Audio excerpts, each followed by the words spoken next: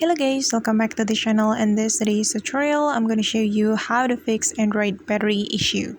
So guys, first of all, open your settings application on your Android phone. Then you are going to scroll down your screen until you find the battery and device care setting. This one, tap on battery and device care. Then to fix the battery issue on your Android phone, you can optimize your phone. You just need to tap on the optimize now.